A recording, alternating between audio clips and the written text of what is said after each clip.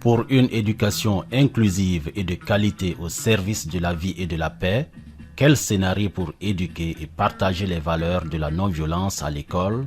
Tel est le thème de la formation initiée par l'association Action solidaire pour le développement Burkina ASDB à l'encontre des professionnels du monde éducatif.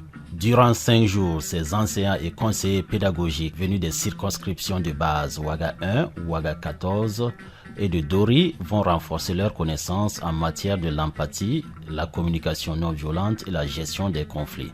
La communication non violente, qui est un processus élaboré par Marshall Rosenberg, est le langage et les interactions qui renforcent notre aptitude à donner avec bienveillance et à inspirer aux autres le désir d'en faire autant.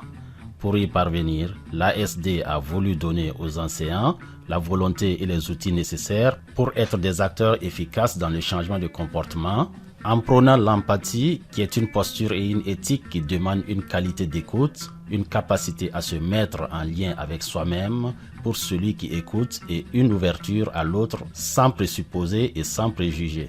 Dans son mot d'ouverture, le président de l'ASD a tenu à justifier le choix du thème. Le thème de cette deuxième session de formation est une actualité brûlante pour tous les pays de la bande sahélo-sahélienne en général et le Burkina Faso en particulier. Confrontés à différentes formes de radicalisation, d'intolérance et d'extrémisme violent, aux conséquences dramatiques sur la sécurité physique et morale des personnes, de leurs familles, de leurs biens, leur libre déplacement, leurs opinions et croyances. Face à cette situation qui affaiblit les États et menace dangereusement la liberté et la démocratie, nous sommes tous interpellés. Et l'ASD a décidé de jouer sa modeste participation au niveau de l'éducation pour travailler au changement des mentalités et des perceptions, un véritable défi majeur et un apport durable pour le vivre ensemble. À titre honorifique, Maître Titenga Frédéric Passéré, homme de culture burkinabé, parrain de cette session de formation, a été invité à introduire les assises fondées sur la culture par un aperçu des principes de l'histoire et la gouvernance de construction de paix par les règles de vie de la société traditionnelle de l'Empire Mossi à travers la communication non violente. L'utilité de la communication non violente dans le milieu scolaire est un cas à ne pas négliger. Vous avez sans doute entendu dire qu'il y a eu des agressions d'enseignants par des parents d'élèves qui sont même allés dans les établissements avec des machettes pour commettre des crimes. On a vu des violences aussi perpétrées par des élèves à l'endroit de leurs enseignants. Et il y a aussi des problèmes entre les enseignants eux-mêmes. Alors, le milieu éducatif, c'est un milieu où tout, c'est la base du tout. Si il y a une émergence de la violence, il faut répondre par la paix. Et c'est pour ça que, dans le cadre de l'association, on a pu initier un projet qui a permis de former des enseignants sur cette thématique de l'éducation non violente. Il y a des violences entre enseignants, parents d'élèves, entre parents d'élèves et enseignants, entre les enseignants et le milieu dans lequel l'école même est implantée. Alors, nous nous sommes basés sur le concept de Marshall Rosenberg, qui est la communication non violente, pour mettre des mécanismes au niveau des écoles de manière à ce que les enseignants et les élèves travaillent dans un environnement de paix. Quoi qu'on dise, on ne peut pas laisser l'école entre les mains seulement des enseignants. L'école est dans un environnement, il va falloir que tous les acteurs de l'environnement aussi apportent leur tiers, notamment les parents d'élèves, les élèves eux-mêmes. Donc avec la communication non violente, on amène les enseignants entre eux, non seulement de se réconcilier entre eux, de se réconcilier avec le village, les parents d'élèves. Après avoir remercié les organisateurs et encouragé les participants, les autorités présentes ont exprimé leur disponibilité à accompagner ce projet. Vous n'ignorez pas que le gouvernement a bien voulu créer au sein du ministère de l'administration territoriale une direction générale en charge de la cohésion sociale. Et une association comme celle-là qui veut toucher la petite enfance pour promouvoir déjà le vivre ensemble dès le bas âge. Le ministère ne peut qu'accompagner cette initiative. Cette formation n'aurait pu se tenir sans l'apport de partenaires. C'est ainsi que depuis près de 5 ans, AMAP Unitaire accompagne la SDB dans son projet. L'association ASDB nous a contactés en 2015 pour les aider en fait à monter un projet. Ils avaient identifié un besoin important en formation pour les enseignants et le personnel éducatif du Burkina.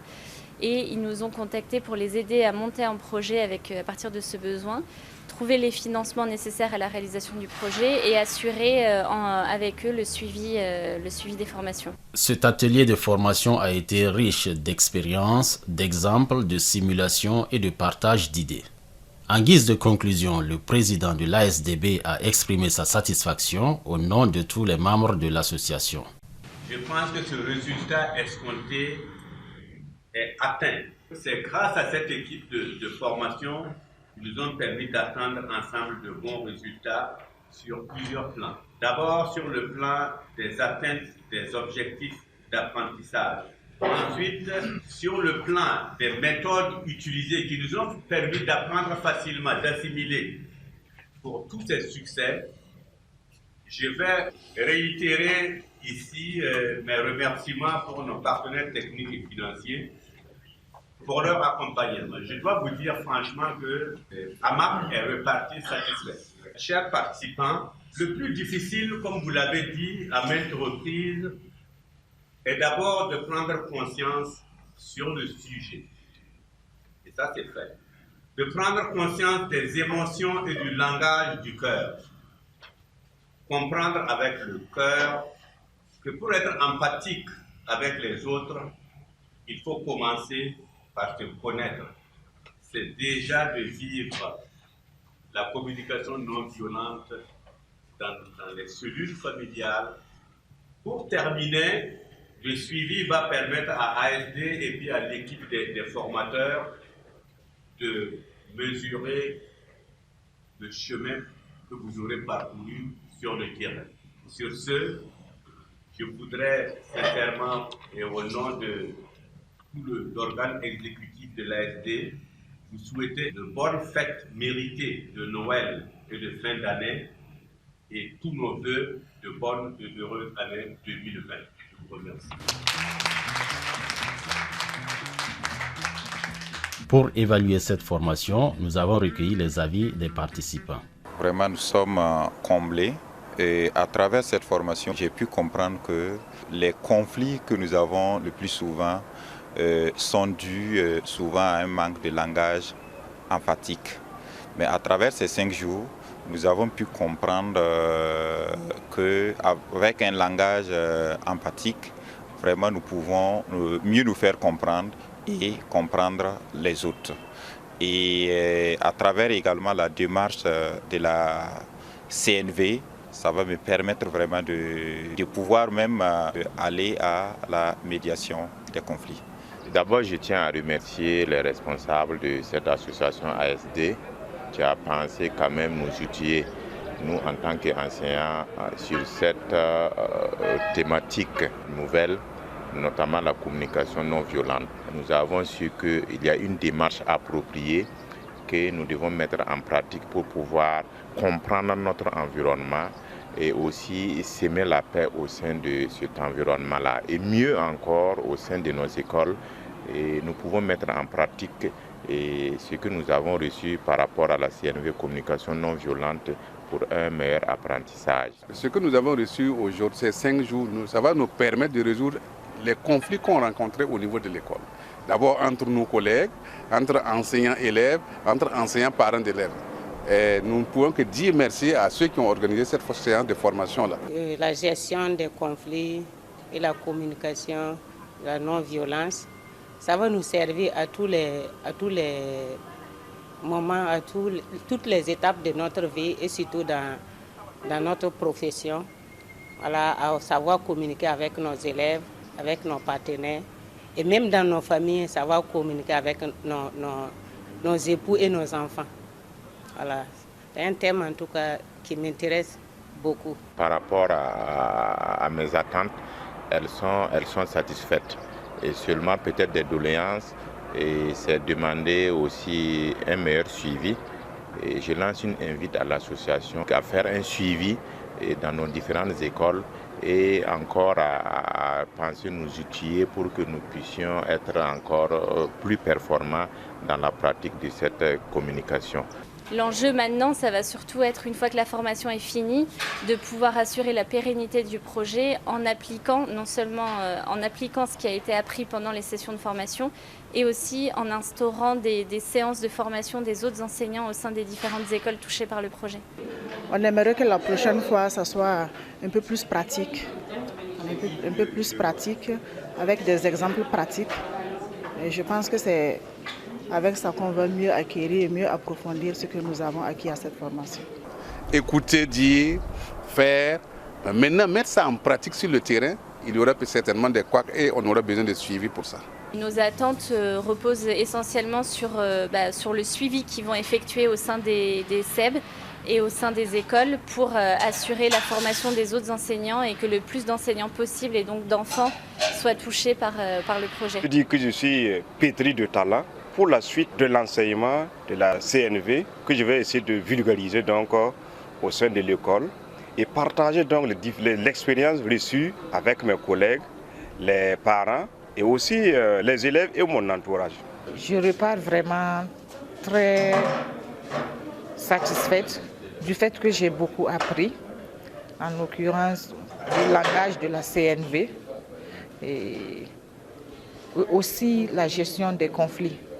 Pour ce qui concerne le langage de la CNV, je me suis rendu compte que moi-même de nature, j'étais un peu violente dans mes propos, dans ma manière de communiquer et je pars convaincue que je pourrais mettre en pratique ce que j'ai appris ici, comment utiliser le langage de la CNV pour donner de l'empathie aux autres et en même temps recevoir, non seulement dans mon milieu de travail, mais aussi à domicile avec nos enfants, dans notre cadre de vie de tous les jours. Et pour la gestion des conflits, souvent nous pensons résoudre, être des médiateurs, alors qu'en réalité, nous n'en étions pas un. Et cette fois-ci, nous savons comment gérer au mieux les conflits. Nous sortons de cette salle nantis de beaucoup de connaissances et nous avons pris la résolution de faire une restitution au retour à l'école. La restitution, c'est quoi? C'est d'abord respecter les 3 étapes, et les 4 étapes du moins dans la résolution d'un problème en tant que médiateur en observant la CNB.